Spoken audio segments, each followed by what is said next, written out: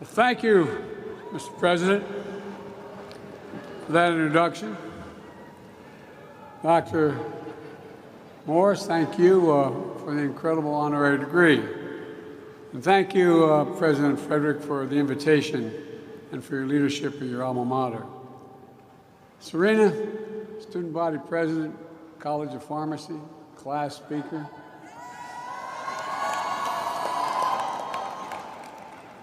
And just remember, when you're President of the United States and they say Joe Biden's out in the waiting room to say hello, promise me you will not say Joe who, right? You all think I'm kidding. To the distinguished faculty and staff, thank you for having me, and to the parents and families in the class of 2023, congratulations. And by the way, we will get to giving you your degrees. I promise that's coming. You are here with the heart and through the heartache, through blood, sweat, and tears of everything that's come before, for everything yet to come. You're here at the new moment of hope and possibilities. For graduates, before we begin, as mentioned many times, tomorrow's Mother's Day. Stand for your mothers and grandmothers. Stand and thank them.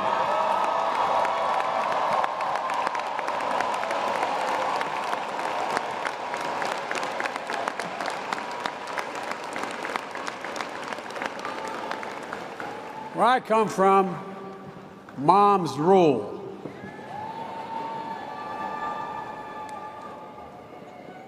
To my friend, and he is my friend, Congressman Jim Clyburn, the thing that I admire most about you, Jim, is your absolute integrity in everything you do. In everything you do. This is a man of honor. I attended South Carolina State University's commencement as Jim received his degree he earned 60 years ago, but never got a chance to receive it in person. Jim, it's an honor to join you here today and receive an honorary degree from this great university. And it's truly special to join fellow honorees, Prime Minister Rowley. Prime Minister, I didn't know you were so talented. I just thought you were a foreign policy, Latin American guy. We got to talk. All kidding aside, thank you for being a strong partner in the Caribbean and for addressing climate change and supporting democracies across the Western Hemisphere. I'm also honored that, as a person here today, Dr. Tony Allen. He's president of my home state, BCU, Delaware State University, where I got politically started. I was fortunate to have Tony as a Senate staffer for a long time. Then he got his PhD, had a distinguished career in business, and became president of HBCU. Now Tony chairs my White House Board of Advisors on HBCUs, which is designed to support and advance HBCU excellence with a lot more money. I'm also proud to say that we're the first White House to formally convene where the real power is, the Divine Nine. Oh, y'all think I'm kidding. Not a joke. The Divine Nine not only has a seat at the table, we definitely hear you at the table. And they're our first time ever at the White House, permanently. So folks, in 2023, I'm truly honored to be here at Howard. Chartered 156 years ago by an act of Congress just after emancipation of the Civil War. Founded on a hilltop in Washington, D.C., the Mecca. Always promoting excellence, leadership, and truth and service. It really has. A proving ground for future leaders of science, medicine, education, business, faith, arts, entertainment, public service. Trailblazing intellectuals, lawyers, doctors. The first black, I might say, Vice President of the United States of America.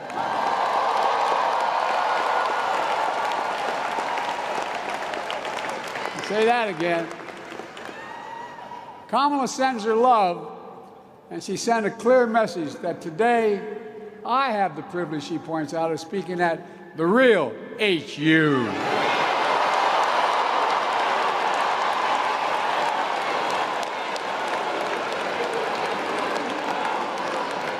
Now, you realize that's going to cost me at home.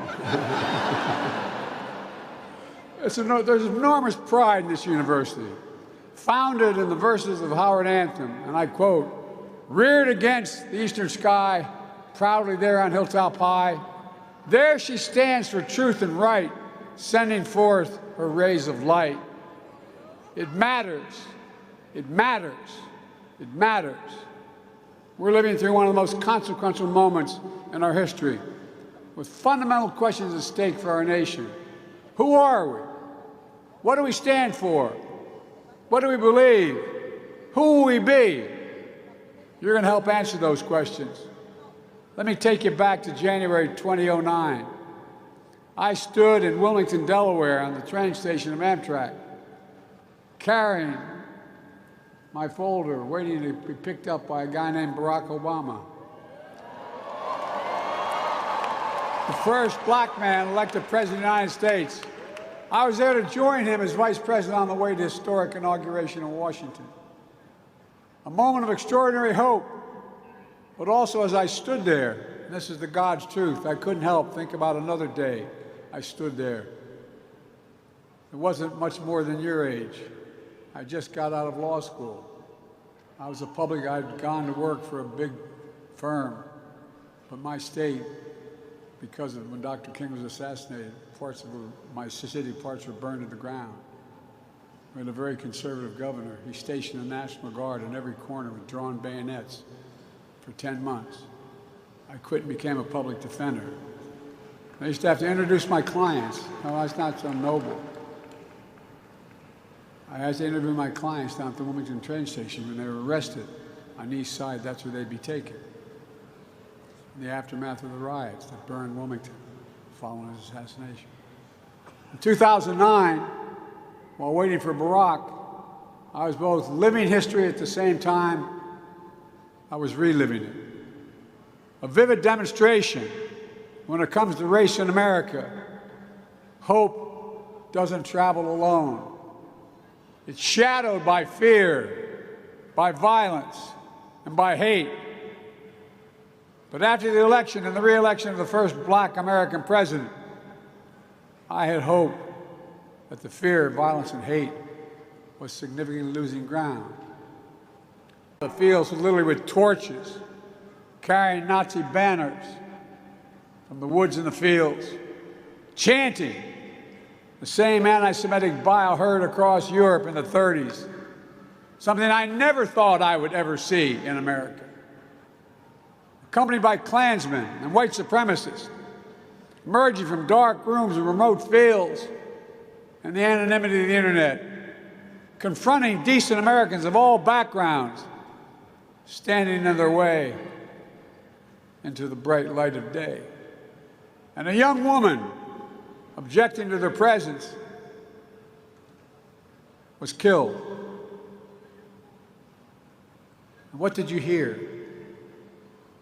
That famous quote when asked about what happened.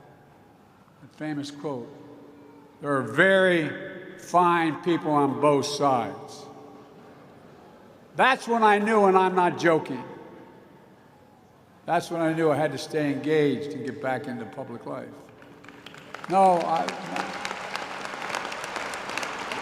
don't say it for that reason. I say it for the journey. I don't have to tell you that fearless progress toward justice often meets ferocious pushback from the oldest and most sinister of forces. That's because hate never goes away. I thought when I graduated we could defeat hate, but it never goes away. It only hides under the rocks. And when it's given oxygen, it comes out from under that rock. And that's why we know this truth as well. Silence is complicity. It cannot remain silent. We have to live through this battle for the soul of the nation. And it is still a battle for the soul of the nation. What is the soul of a nation? Well, I believe the soul is the breath, the life, the essence of who we are. The soul makes us us. The soul of America is what makes us unique among all nations. We're the only country founded on an idea, not geography, not religion, not ethnicity, but an idea. The sacred proposition rooted in Scripture and enshrined in the Declaration of Independence that we're all created equal in the image of God and deserve to be treated equally throughout our lives. While we've never fully lived up to that promise, we never before fully walked away from it. We know that American history has not always been a fairy tale. From the start, it's been a constant push and pull for more than 240 years between the best of us, the American ideal that we're all created equal, and the worst of us, a harsh reality that racism has long torn us apart. It's a battle that's never really over. But on the best days, enough of us have the guts and the hearts to stand up for the best in us, to choose love over hate, unity over disunity, progress over retreat, to stand up against the poison of white supremacy, as I did in my inaugural address, to single out as the most dangerous terrorist threat to our homeland is white supremacy.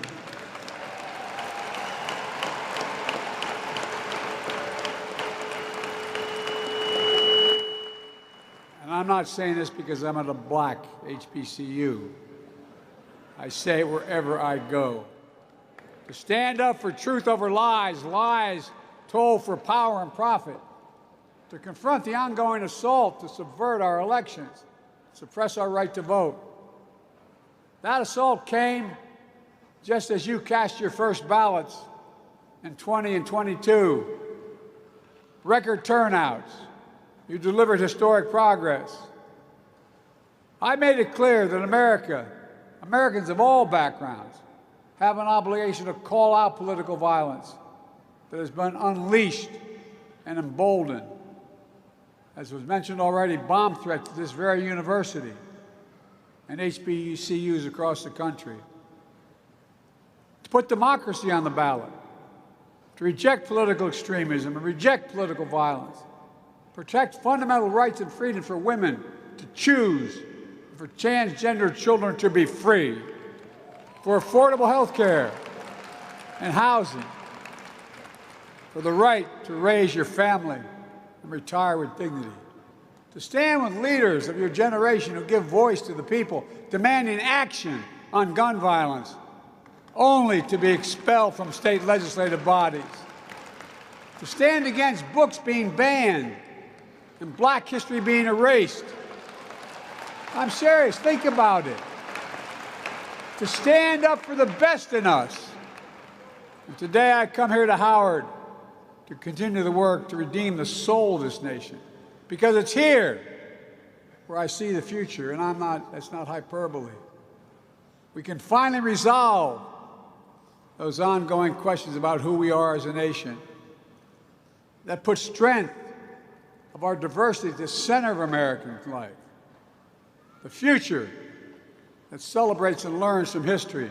A future for all Americans. A future I see you leading, and I'm not, again, exaggerating. You are going to be leading it. Again, let's be clear. There are those who don't see you and don't want this future. There are those who demonize and pit people against one another. And there are those who do anything and everything, no matter how desperate or immoral, to hold on to power. That's never going to be an easy battle. But I know this, the oldest, most sinister forces may believe they'll determine America's future, but they are wrong. We will determine America's future. You will determine America's future. And that's not hyperbole. No graduating class gets to choose the world into which they graduate. Every class enters the history of a nation up to the point it has been written by others. But few classes, once in every several generations, enters at a point in our history where it actually has a chance to change the trajectory of the country. You face that inflection point today. And I know you'll meet the moment. I just think about the many ways you already have. With your voices and votes, I was able to fulfill my commitment to put the first black woman on the Supreme Court of the United States of America. And by the way, she's brighter than the rest. She is one bright woman. Because of you, more black women have been appointed to the federal appellate courts than under every other president in American history combined. And by the way, I mean it. I mean it because of you. Because of you. You turned out. You spoke up. You knew. You showed up and the votes counted. And you made people say, whoa, wait a minute. What price will I pay if I don't do the following? You feel the promise and peril of climate change. Because of you, we're making the biggest investment ever in the history of the world in climate change. Don't ever think your voice doesn't matter. I'm keeping my promise that no one should be in jail merely because of using and possessing marijuana. Their record should be expunged, just expunged.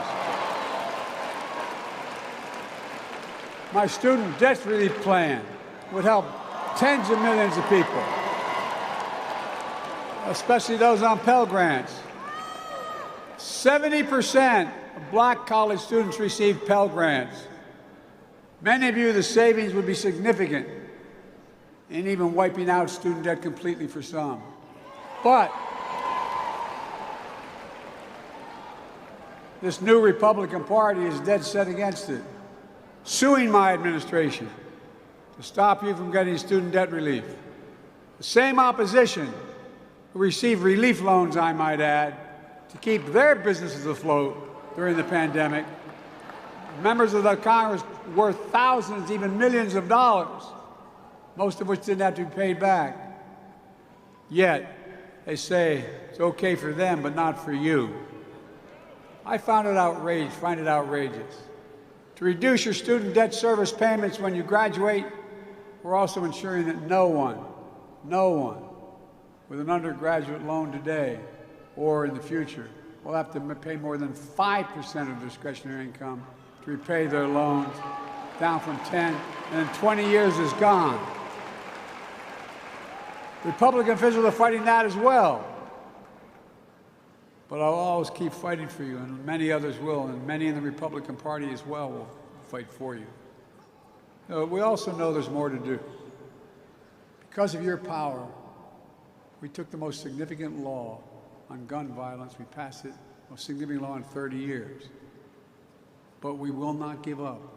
I got the assault weapons ban passed 30 years ago, and we're going to pass it again. We must pass it. There's more to do on police reform and public safety. During the State of the Union, I asked the rest of the country to imagine having to talk to their children or their families, like your families had to talk to you. It's about your security. It's about your dignity.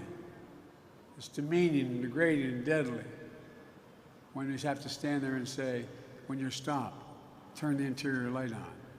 Put both hands on the wheel. Don't reach for your license. What in the hell's going on in there? No. Think about it. I ask all the parents, not minority children, ask what they would say, what they would do. I know you're frustrated that there's so many elected officials who refuse to pass a law that will do something.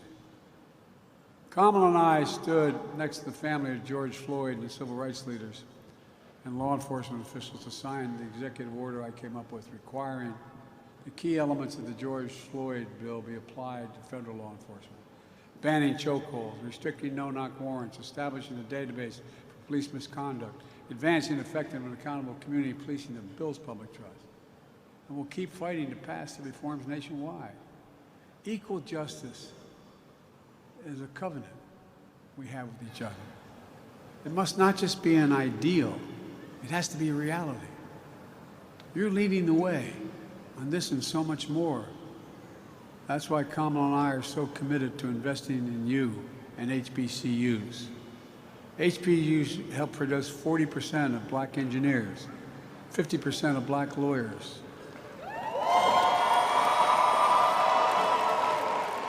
70% of black doctors and dentists. 80% of black judges. Look, we see HBCU excellence in every day with staff at every level of the White House and the administration. Because I decided when I was elected, I promised I was going to have my administration look like America. But we all know that HBCUs don't have the same endowments and funding as other major colleges and universities. For example, denying the opportunity to build and fund research labs that will lead to new technologies and good-paying jobs. That's why I asked them, we've invested $6 billion in counting in HBCUs, including to create new research and development labs that prepare students for jobs in the future in high-income fields from cybersecurity, engineering, biochemistry, healthcare.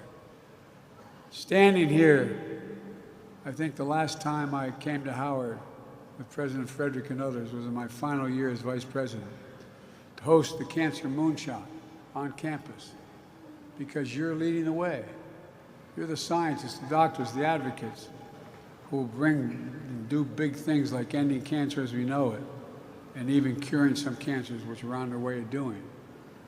You're the diplomats and global citizens making democracy work for people around the world. Lawyers defending our rights, artists shaping our culture. Fearless journalists. This is real, though. This is what you're doing. Fearless journalists and intellectuals pursuing the truth and challenging convention. You're the leaders of tomorrow, but it's coming on you really quickly.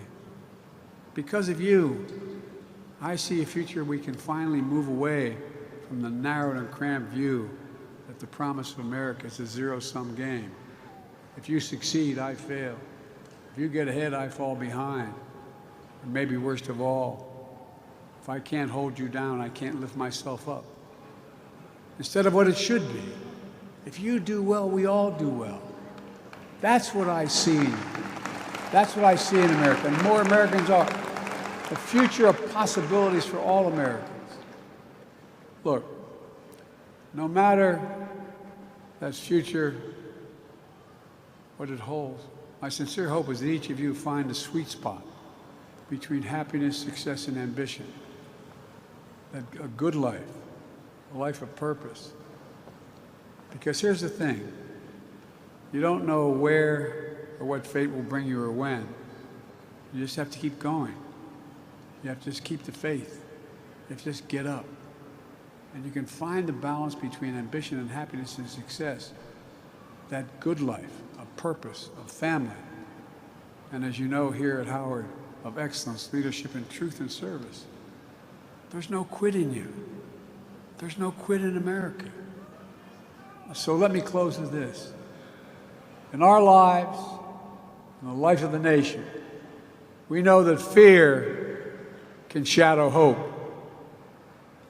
But it's also true that hope can defeat fear. In January 2021, I stood in the U.S. Capitol to be inaugurated as President of the United States.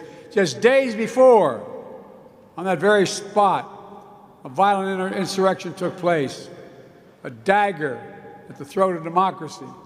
For the first time in our history, an attempt to stop the peaceful transfer of power in this country. And they failed.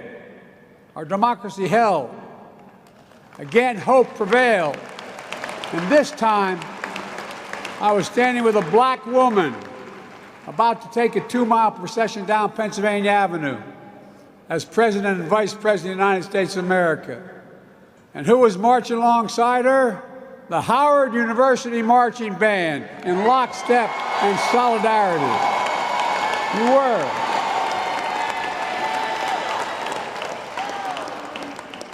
I give you my word as a bride. Class of 2023, you're the reason I'm so optimistic about the future. And I give you my word, I really mean it. You're part of the most gifted, tolerant, talented, best educated generation in American history. That's a fact. And it's your generation, more than anyone else's, will answer the questions for America. Who are we? What do we stand for? What do you believe? What do we believe? What do we want to be? I'm not saying you have to share this burden all on your own. The task at hand ahead is the work of all of us. But what I am saying is, you represent the best of us. And that's the God's truth. You represent the best of us. Your generation will not be ignored, will not be shunned, will not be silenced. So on the hilltop high, keep standing for truth and right, and send your rays of light. Congratulations to you all. We need you. God bless you, and may God protect our troops.